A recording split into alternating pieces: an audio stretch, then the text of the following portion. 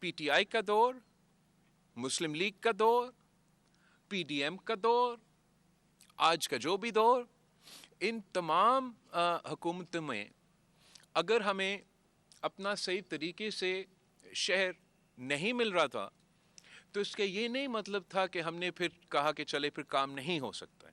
ہم نے اپنے طریقے سے دوسرا بندوبست کیا.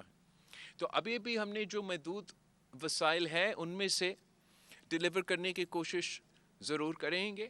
اور ساتھ ساتھ جو شہید محترمہ بینظیر بھٹو کی ویژن ہے پبلک پرائیویٹ پارٹنرشپ کی، جس میں ہم پرائیویٹ سیکٹر کو اپیل کریں کہ وہ حکومت کے ساتھ مل کے کام کرے، اس کو ہم آگے لے کے آپ دیکھیں گے کہ نہ صرف ہمارا مرکز میں کیپٹل میں کراچی میں مگر سندھ بھر میں، چاہے وہ سولر کے سیکٹر میں ہو یا پانی کے سیکٹر میں ہو یا انفراسٹرکچر کے سیکٹر میں ہو، ہم انکریج کر رہے ہوں گے کہ ہمارے جو مقامی جو لوکل انٹرپرینورز ہیں وہ گورنمنٹ آف سندھ کے ساتھ مل کے اپنے عوام کی خدمت میں اپنا کردار ادا کریں. اور جو یہ اسپیسیفک منصوبہ ہے ان کی جو مینٹیننس ہے وہ ایک طرح سے حکومت کے اپنے طریقہ کار ہے. آگے جا کے not necessarily just for this project but by and large ہم چاہیں گے کہ اس قسم کے کام ہم پبلک پرائیویٹ سیکٹر کے ساتھ مل کے کریں تاکہ یہ سروس ڈلیوری جو ہم نے ہیلتھ میں اور دوسرے منصوبے میں بہتر کیا ہے اس میں بھی ہو سکتا ہے. علی نعیم جیو حیدرآباد. جیو لڑکانا نہیں ہے. سر ہے سر، یہ بیٹا آخری سوال ہے. اچھا اوکے چلیے حیدرآباد سے شروع ہوتے ہوتے اچھا. سوال میرا یہ کہ حکومت ایک جانب تو معاشی اشاریے بہتر ہونے کی دلیل سنا رہی ہے ہاں اور دوسری جانب صورتحال یہ ہے کہ انٹرنیٹ جو ہے وہ سلو ہے، وی پی این ڈاؤن ہے اور اس کی وجہ سے آئی ٹی انڈسٹری کا بھٹا بیٹھ گیا ہے جس سے نوجوان ڈائریکٹ متاثر ہو رہے ہیں. اور آپ بھی بات کر رہے ہیں ڈیجیٹل بل آف رائٹس کی، تو اس ساری مسئلے کے اندر آپ کے پاس کیا ہے؟ تو جہاں تک آپ نے معیشت کی بات کیا ہے میں نے بھی یہ سنا ہے کہ معیشت تھوڑی بہتر کر چل رہی ہے اور جو مہنگائی ہے اس میں کمی آئی ہے. دیکھیں یہ ہماری بنیادی مطالبہ تھا.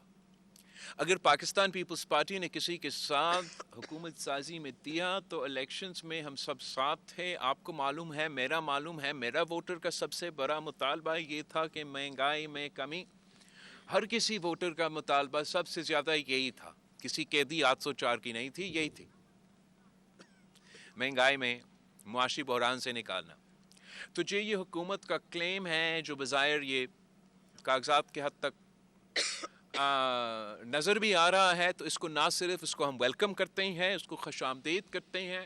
ہم حکومت کی اس جہاں ہم اگر میں تنقید کرنے کا کسی کے پاس گنجائش ہے تو جہاں کوئی چیز صحیح چل رہا ہے یا جہاں کئی پازیٹیو یا مثبت رزلٹ ہمیں نظر آ رہا ہے، ہمیں نہ صرف اس کو انکریج کرنا چاہیے، ماننا چاہیے.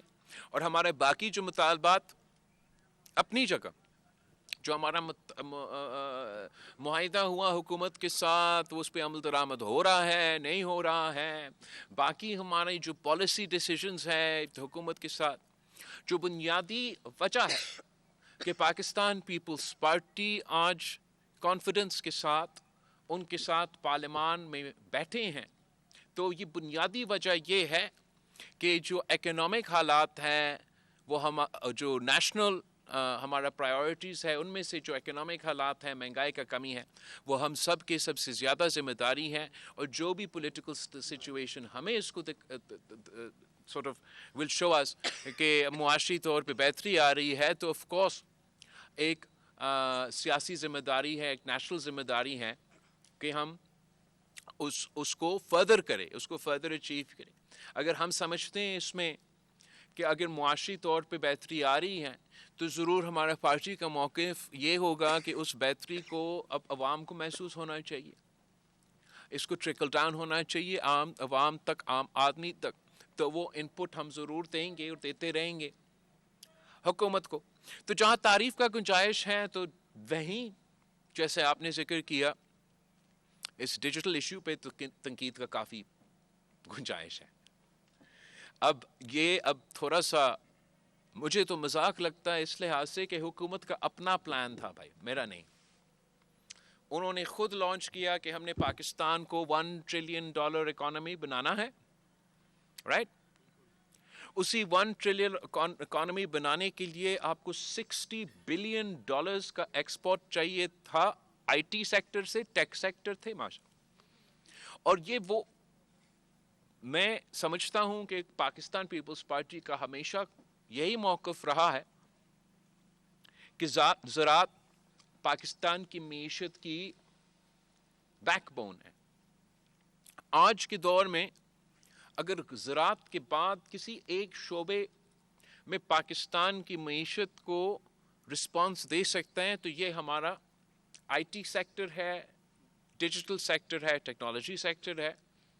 اور یہ بھی ثابت ہوا ہے سالوں سال جب پاکستان میں معاشی بحران چل بھی رہا ہو, without any support from the government of Pakistan, without the infrastructure support that China gives, that India gives, that most of our regional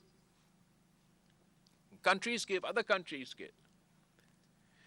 Pakistan کی جو ٹیکنالوجی سیکٹر ہے وہ تیزی کے ساتھ آگے بڑھتا جا رہا تھا. اور آپ نے خود یہ فیصلہ لیا کہ نہیں, ہم نے اپنا ہی انٹرنیٹ کو جو آج کل انفراسٹرکچر ہے, ان کو یہ سمجھ نہیں آتا, اس لیے ان کی سیاست تو یہ موٹر وے سے شروع ہوتا ہے اور میٹرو پہ ختم ہوتا ہے. مگر یہ 90 کی دہائی کا انفراسٹرکچر تھا. ہماری نسل کے لیے جو انفراسٹرکچر ہے یہ ڈیجیٹل بینڈ ویتھ انٹرنیٹ کی انفراسٹرکچر ہے. جتنا پاکستان میں انفراسٹرکچر موجود تھا وہ ناکافی تھا. ہم نے سپیڈ میں کمی لینے کے بجائے اس کو تیز کرنا تھا. ہم نے اس کو ریسٹرکٹ کرنے کے بجائے ان علاقے میں پہنچانا تھا جہاں تک ابھی تک نہیں پہنچا تھا, تاکہ آپ پاکستان کے پاس, پاکستان کے عوام کے پاس, پاکستان کے شہریوں کے پاس صرف ان کو وہ انفراسٹرکچر چاہیے تھا. پھر انہوں نے خود اپنا ترقی کا, معاشی ترقی کا بندوبست کرنا تھا. خود اپنا کردار جو ڈیجیٹل مارکیٹ سپیس ہے, جو ڈیجیٹل اکانومی, اس میں وہ کردار ادا کرنا تھا. اور یہ اتنا خوبصورت ٹیکنالوجی ہے کہ یہ ایک قسم کا مساوات کی اس طریقے سے بندوبست کرتا ہے کہ جہاں سے آپ تعلق رکھے, جو بھی آپ کی بیک گراؤنڈ ہو, آپ کو یہ سکل معلوم ہو, آپ کے پاس یہ انفراسٹرکچر آپ کے پاس موجود ہو, تو آپ اپنا خواب کو حقیقت میں تبدیل کر سکتے. اور یہ ثابت ہر ایسپیکٹ پہ, سروس سیکٹر میں آپ دیکھیں, آپ کی میڈیا, اپنا میڈیا کی سپیس میں آپ دیکھیں کہ کس طریقے سے ٹریڈیشنل میڈیا کی جو اکنامک وائبلٹی ہے وہ کمزور ہوتا جا رہا تھا. چاہے وہ آپ کا پرنٹ میڈیا ہو, چاہے وہ آپ کا الیکٹرانک میڈیا ہو, چاہے وہ جو بھی میڈیا کے پلیٹ فارمز تھے. اور خاص طور پہ اس لیے یہ نان وائبل ہو رہے تھے کہ جو میڈیا کے مالکان تھے ان کے لیے تو وائبل تھے, لیکن جو میڈیا میں کام کر رہے تھے ان کے لیے بالکل ہی یہ وائبل تو نہیں ہو رہا تھا. اور جو بنیادی میڈیا کی جرنلسٹ ہونے کی ایک کرائٹیریا ہوتا ہے کہ آپ کا کمائی صرف اور صرف جرنلزم سے ہو, وہ تقریباً پاکستان میں کسی حقیقی جرنلسٹ کے لیے جس کا خواب تھا کہ میں نے بڑا ہو کے یہی کام کرنا ہے اور کوئی کام نہیں کرنا, وہ اس حد تک پہنچ گیا تھا کہ وہ نہیں ہو سکتا تھا. ڈیجیٹل ٹیکنالوجی کی وجہ سے اور یہ ڈیجیٹل پلیٹ فارمز کے موقع, مونیٹائزیشن کی وجہ سے, جس میں نے بھی جب وزیر خارجہ تھا فیس بک کے حد تک کوششیں کی کہ اس میں اضافہ ہو, اس کی وجہ سے اچانک آپ کی میڈیا کی سپیس میں بھی جو اس کی معیشت کے حوالے سے مثبت کردار تھا آپ کو محسوس ہو رہا. تو یہ کیسے حکومت یہ فیصلہ, یک طرفہ فیصلہ لے, وہ بھی ہر دن کوئی دوسرا نیا بہانہ. کبھی وہ مانتے ہیں کہ جی ہاں ہم بند کرنے جا رہے ہیں, کبھی وہ کہتے نہیں ہم نے ایسے کچھ کیا ہی نہیں ہے, کبھی وہ کہتے ہیں کہ ہمارا تار کٹ جاتا ہے, کبھی وہ کہتے ہیں کہ کوئی ٹیسٹنگ ہو رہا ہے. اب آپ مجھے بتائیں کہ پاکستان کے انٹرنیٹ کیبلز میں ایسے کیا ہے کہ جو ہمارے سمندر کے مچھلیاں ہیں وہ صرف پاکستان کے انٹرنیٹ کیبلز کھاتے رہتے ہیں, وہ بھی جب بھی اسلام آباد میں کوئی دھرنا ہو, I mean یہ کس قسم پہ کہتے ہیں کہ یہ دہشت گردی. یار دہشت گرد جو ہے وہ سڑک پہ استعمال کرتا ہے, وہ پانی بھی پیتا ہے, وہ باقی چیزیں بھی کرتے ہیں, وہ ساری چیزیں بھی بند کرتے. یہ کیا بہانا. میں مانتا ہوں سیکیورٹی, نیشنل سیکیورٹی ہمارا پریورٹی بھی ہے. ہم کھلا اس طریقے سے موب مینٹالٹی, مس انفارمیشن, ڈیفامیشن, یہ سارے اس دور کی حقیقت ہے. کچھ ایکسٹریم سولوشنز ہے جیسے چین میں, دوسرے ممالک میں ہیں. اس کے بعد بھی کچھ ایکسٹریم جو مڈل ایسٹ میں ہیں, اور پھر جو زیادہ اوپن موقع, مگر وہاں بھی چیکس اینڈ بیلنسز یورپ میں اور امریکہ میں.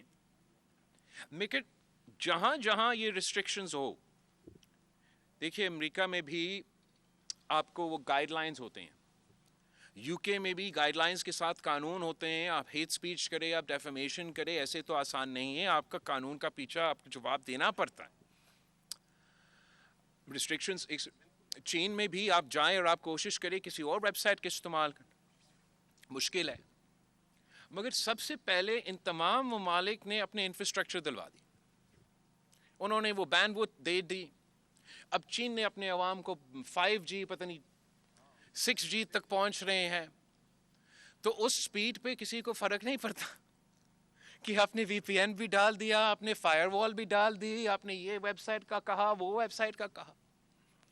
مڈل ایسٹ کو دیکھ لے, وہاں بہت کنٹرول ہے, مگر تقریباً وہ اس لیے کہ وہ کامرس کو اور اپنا اکانومی کو ترجیح دیتے, وہ اتنا کنٹرول نہیں کرتے.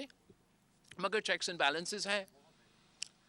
یہاں میں کہہ رہا ہوں کہ چیکس اینڈ بیلنسز بھی ہو, بینڈوڈتھ تو دے, انفراسٹرکچر تو دے, پہلے تو پہنچائے آپ وہ حق عوام کو, وہ ہائی سپیڈ انٹرنیٹ پہنچائے, پھر ہمیں کہہ دے کہ یہ بھی وی پی این ہونا چاہیے, یہ رجسٹریشن بھی ہونا چاہیے, یہ. آپ اگر پہلے سے یہ ریسٹرکشنز ڈالیں گے تو انویسٹمنٹ, چاہے وہ ہمارا اپنا پرائیویٹ سیکٹر کا انویسٹمنٹ ہو یا بین الاقوامی سطح کے انویسٹمنٹ ہو, ان کو ہم کیسے اپیل کریں کہ آپ آئے ہمارا ملک میں, آپ کا انٹرنیٹ 30 سیکنڈز کے لیے چلے گا, پھر رکے گا, آپ ایک واٹس ایپ میسج بھیج سکیں گے, مگر اس کے بعد آپ کے جو فوٹوز ہیں وہ نہیں لوڈ ہوں گے. آپ فلاں سوشل میڈیا کا ویب سائٹ استعمال کر سکتے ہو, مگر فلاں آپ نے, ایسے تو نہیں چلتا. پاکستان کے عوام پولیٹیکل سٹیبلٹی چاہتے ہیں, پاکستان کے عوام سیکیورٹی چاہتے ہیں, پاکستان کے عوام جو جائز مطالبہ ہے حکومت کا وہ ان کے ساتھ دیں گے. اگر وہ پاکستان کے عوام کے سامنے یہ اپنے ڈیجیٹل کے حوالے سے کہتے کہ ہمارا مسئلہ یہ ہے کہ مس انفارمیشن چلتا ہے, جو انتہا پسند تنظیمیں ہیں یہ اس کو استعمال کرتے ہیں, نفرتیں پھیلاتے ہیں, جانی نقصان پہنچاتے ہیں لوگوں کو, تو اس کے لیے میں بھی تیار ہوتا, آپ بھی تیار ہوتے میڈیا میں سپورٹ کر. اگر وہ کہتے ہیں کہ ہم چاہ رہے ہیں کہ آپ کو سیکیورٹی پہنچانا, وہ بھی ہم مان لیں. مگر آپ یک طرفہ کسی سے بات کیے بغیر سب کا انٹرنیٹ بند کر دیں گے, وہ بھی اس ملک میں جس میں 70% آبادی 30 سال کی کم عمر کا ہو, تو اس کا مطلب ہے کہ اس کا آپ کا یہ ایک فیصلے میں آپ نے 70% جو اس ملک کے آپ کا خلاف کر دیا ہے. آپ نے خلاف کیا ہو, میں تو ان کو خلاف نہیں کروں گا. اور میں سمجھتا ہوں کہ پاکستان پیپلز پارٹی کی یہ تاریخ رہا ہے کہ ہم نے ہر دور کے لیے جو حقوق ہے ان کے لیے جدوجہد کیا ہے. اور میرا نسل کے, میرا جنریشن کے اب یہ ڈیجیٹل دور ہے, اور اس دور میں بھی آج اس حکومت نے یہ فیصلہ کیا, ان کو منا لیں گے نہیں منائیں گے, یہ جیت جائیں وہ دیکھ لیں گے, پھر اگلا حکومت آئے گا وہ بھی کہیں گے کہ ہم نے کچھ کرنا ہے. تو میں سمجھتا ہوں کہ اب جو نوجوان نسل ہے ہمیں کچھ مل کے یہ سوچنا ہے کہ ہم کیا رولز چاہتے ہیں. ہم بالکل سمجھتے ہیں کہ equitable access to the internet, high speed internet کو بنیادی حق بنانا چاہیے, پاکستان کے کونے کونے میں یہ پہنچانا چاہیے, یہ سہولت پہنچانا چاہیے. اس میں ایجوکیشنل بھی, اکنامک بھی بہت سے فائدے ہیں. جو ساتھ ساتھ سیفٹی میجرز ہے وہ ہم اس پہ بات کرنے کے لیے تیار ہیں. جو عوام کے ڈیٹا پروٹیکشن کے میجرز ہے ان کو بھی انکارپوریٹ کرنے کی ضرورت ہے. جو ڈیجیٹلائزیشن کی ای کامرس کی سپیس ہے اس کو سپورٹ کرنے کی زیادہ گنجائش ہے. ان کی جو مختلف کرنسیز ہے, جو باقی دنیا, اب امریکہ بھی جا کے ان قسم کی کرنسیز کو ماننے جا رہے ہیں, ان پہ بھی غور کرنے کی گنجائش ہے.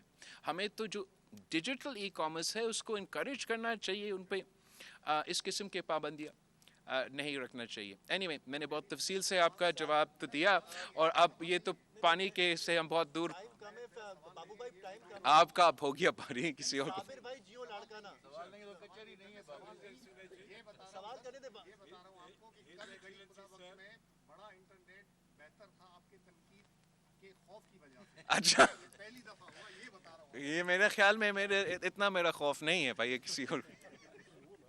صابر بھائی Jio Larkana. His Excellency Sir, میرا نام ثابت شاہ ہے, Geo news Larkana. I am grateful for remembering me. اور دوسرے سر, ایک چیز میں کہنا چاہتا ہوں اور آپ کو نوٹس دلانا چاہتا ہوں کہ لوگ گڑی خدا بخش کا ذکر ضرور کرتے ہیں, لیکن ان کو ایک گاؤں نظر آتا ہے. ایک گاؤں ہے, ایک گڑی خدا بخش نام کا. میں نے جیو میں ایک اسپیشل پیکیج کی گڑی خدا بخش کب آباد ہوا, who was first dead body which was buried there, اور اس کے بعد میں کون کون آئے. اچھا, گڑی خدا بخش انٹرنیشنلی ویری انٹرسٹنگ. انٹروڈکشن. میں ضرور دیکھوں گا, میں اپنا ان سے مانگتا ہوں یہ آپ کی کاپی, آپ کی. سر میرا سوال یہ ہے کہ کل آپ نے اپنی اسپیچ میں کہا تھا کہ عمران ایک بہانہ ہے, ایٹمی ٹیکنالوجی اور میزائل اصل میں نشانہ ہے. تو ذرائع کرام ایک تو یہ بتائیے کہ یہ اشارہ کن ممالک کی طرف تھا اور کن کی طرف تھا. دوسرا میرا اسی کے ساتھ ایک چھوٹا سا سوال اور ہے کہ D G I S P R نے کل پریس کانفرنس کی ہے, اس میں انہوں نے کہا ہے کہ 9 مئی اور 26 نومبر کے فائنانسرز, پلانرز, فیسیلیٹیٹرز, ان سب کے خلاف کارروائی کی جائے. تو اس کارروائی کو پیپلز پارٹی اور آپ کس طرح سے؟ جہاں تک پاکستان کی اٹامک پروگرام ہے, اور جہاں تک پاکستان کی مثال ٹیکنالوجی کی پروگرام ہے, ایک کی بانی قائد عوام شہید ذوالفقار علی بھٹو, تو دوسرے کی بنیاد رکھنے والی شہید محترمہ بینظیر بھٹو.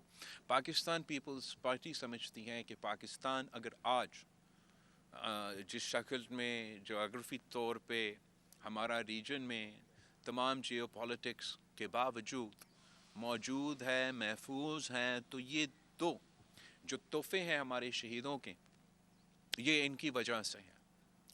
اور آپ کو معلوم ہے کہ تاریخی طور پہ یہ ہضم نہیں ہوا, پہلے یہ ہضم نہیں ہوا کہ پاکستان کو اٹامک ویپن کیوں ملا. یہ مجھے آپ کو بتانے کی ضرورت نہیں ہے, یہ تاریخ کا حصہ ہے, اور اس کی سزا بھی گڑی خدا بخش میں دفن ہوئے شہیدوں نے برداشت کیا ہے.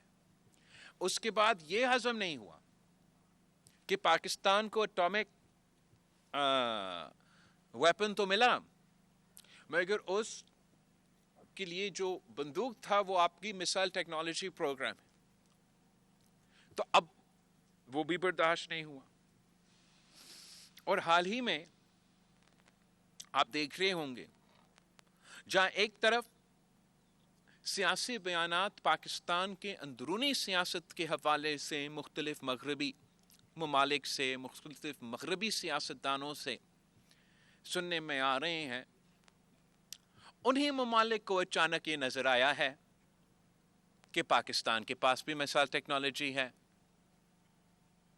جو آج کل کی دنیا بھر کے حالات ہیں وہ بھی آپ کے سامنے ہیں. آپ مجھے گنوا کے بتا دیں کہ کتنے مسلمان ممالک میں آتمی ٹیکنالوجی ہے. تو ان حالات میں, یہ حالات جو میں دیکھ رہا ہوں, جو آپ دیکھ رہے ہوں, اس پہ میں نے سمجھا کہ ضروری ہے کہ تبصرہ کیا جائے اور پاکستان کے عوام کو اعتماد میں لیا جائے کہ ہمارے جو مفاد میں, پاکستان کے مفاد میں ہیں, وہ کسی کی سیاست سے بالاتر ہے. اور ہم نے کبھی اپنے آپس کی سیاسی اختلافات کو کوئی وجہ نہیں بنانا ہے کہ وہ دوسرے اس کو کمزوری سمجھ کے فائدہ اٹھانے کی کوشش کریں. پاکستان پیپلز پارٹی ایک ایسا سیاسی جماعت ہے کہ پاکستان کے عوام جانتے ہیں کہ جو بھی وہ ہمارے بارے میں کہیں, وہ جانتے ہیں پاکستان کے عوام جانتے ہیں کہ یہ وہ جماعت ہے کہ کارکن سے لے کے قیادت تک وہ شہادت قبول کرتے ہیں، مگر اپنے اصولوں پہ، اپنے قوم کے مفاد پہ سودا نہیں کرتے.